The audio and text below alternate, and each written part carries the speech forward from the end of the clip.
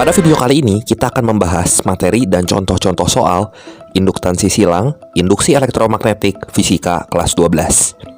Tapi sebelum nonton, buat teman-teman yang belum subscribe, kalian bisa tekan dulu tombol subscribe-nya, supaya nggak ketinggalan update terbaru tentang konten fisika atau matematika lain dari saya.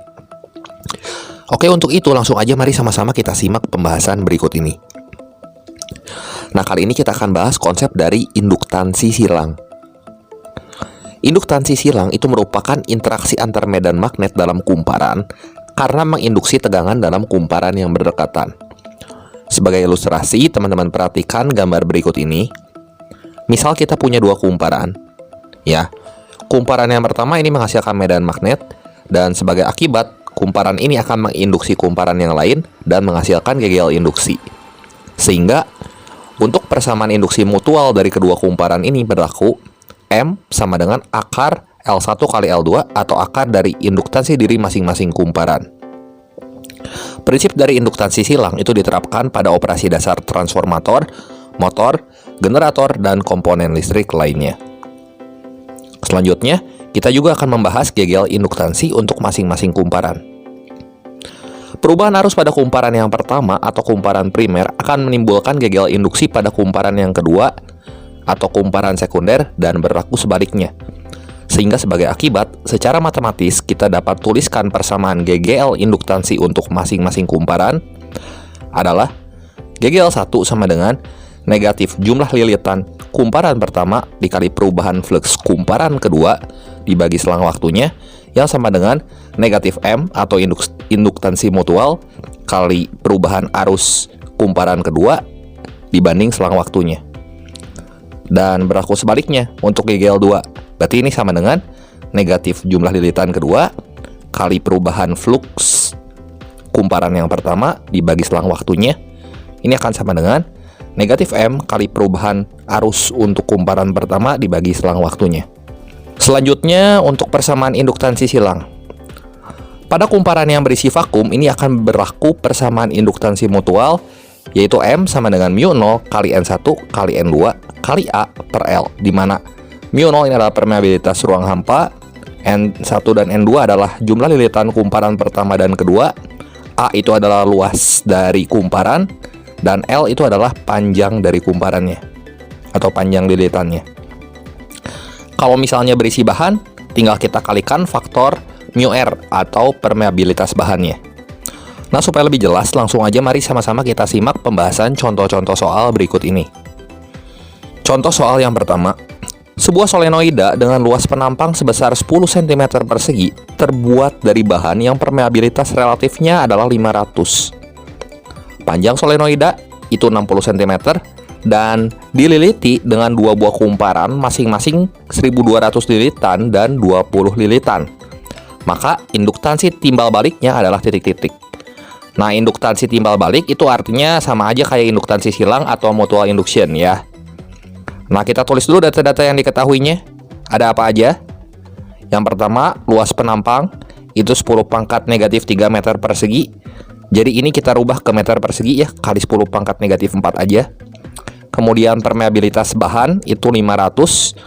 Panjang kumparannya itu 60 cm sama dengan 0,6 meter.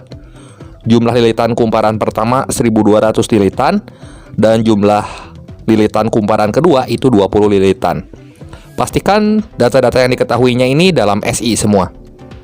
Kemudian untuk menghitung induktansi timbal balik, kita dapat gunakan persamaan M sama dengan mu R kali mu 0 kali N1 kali N2 kali A per L.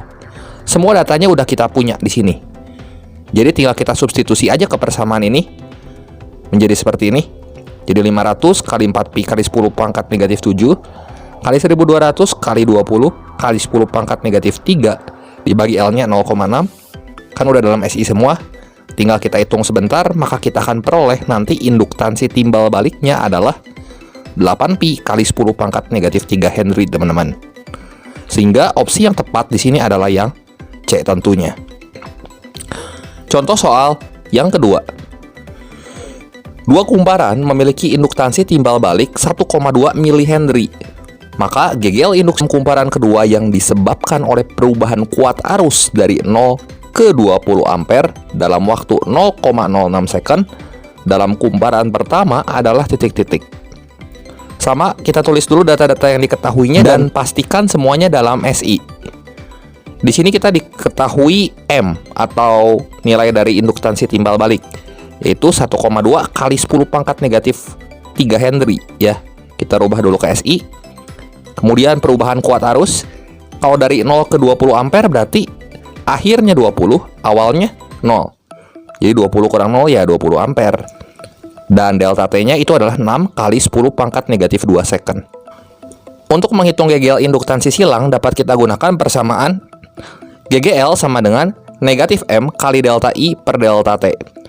Persamaan ini mirip seperti persamaan pada induktansi diri. Bedanya kalau induktansi diri, faktor M ini kita ganti dengan faktor L.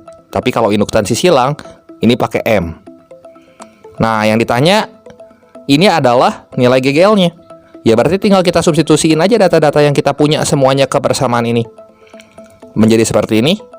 Negatif 1,2 kali 10 pangkat negatif 3 kali delta I-nya 20 per delta T-nya itu 6 kali 10 pangkat negatif 2. Nanti kalau kita hitung sebentar kita akan peroleh GGL-nya itu adalah 0,4 volt, teman-teman. Sehingga opsi yang tepat di sini adalah yang D tentunya. Contoh soal yang ketiga. GGL sebesar 45 mV diinduksikan ke dalam kumparan pertama yang terdiri dari 1500 lilitan ketika arus di kumparan kedua berubah dari 10 ampere menjadi 4 ampere dalam waktu 0,2 second. Tentukan yang A, induktansi timbal balik kumparan, dan yang B, laju perubahan flux magnetik pada kumparan kedua. Nah, kita tulis lagi data-data yang diketahuinya semua dalam SI. Di sini GGL 1 atau GGL induksi kumparan pertama kan 45 mV. Kita rubah dulu ke volt. Jadi kita kali sama 10 pangkat negatif 3. Ya. N1-nya itu 1500 lilitan diketahui di soal. Delta I-nya itu adalah 4 kurang 10. Ini sama dengan negatif 6 ampere. Karena arusnya berubah dari 10 ampere jadi 4 ampere. Jadi akhirnya 4, awalnya 10. Tinggal 4 kurang 10 aja, ini negatif 6 hasilnya. Delta T-nya ini 0,2 second. Untuk menghitung induktansi timbal balik, maka dapat kita gunakan persamaan GGL ya. GGL 1 ini sama dengan negatif M kali delta I2 per delta T. Ya, sehingga untuk menentukan induktansi timbal balik berarti M-nya yang ditanya. Jadi M dapat kita nyatakan sebagai negatif GGL 1 kali delta T per delta I. Ya tinggal pindah ruas aja dengan cara kali silang. GGL 1 dengan delta T kita bagi sama delta I. Terus kita substitusi data-data yang kita punya ke persamaan M ini. Seperti ini. Dan kalau kita hitung kita akan peroleh nilai M-nya adalah 1,5 kali 10 pangkat negatif 3 Henry. Seperti itu. Selanjutnya kita akan menghitung laju perubahan flux magnetik pada kumparan kedua atau delta flux per delta T. Caranya adalah tinggal kita gunakan persamaan GGL 1 ini sama dengan negatif N1 kali delta flux per delta T. Yang ditanyanya kan ini delta flux per delta T. Ya udah aja berarti delta flux per delta T ini sama dengan negatif GGL 1 dibagi N1. GGL 1-nya berapa? 45 kali 10 pangkat negatif 3 kan? Kita bagi sama 1500, maka kita akan peroleh laju perubahan flux magnetik pada kumparan keduanya itu adalah negatif 3 kali 10 pangkat negatif 5 Weber. Seperti itu. Oke, demikian saja pembahasan singkat kali ini mengenai materi dan contoh-contoh soal induktansi silang, induksi elektromagnetik fisika kelas 12 kali ini. Sebagai penutup, berikut ini saya berikan satu soal latihan yang bisa teman-teman sekalian coba. Silahkan dicoba, semoga video ini bermanfaat dan membantu teman-teman semua dalam belajar. Jangan lupa like, share, dan subscribe channel ini jika kalian suka videonya. Terima kasih untuk perhatiannya, sampai jumpa di video saya yang berikutnya.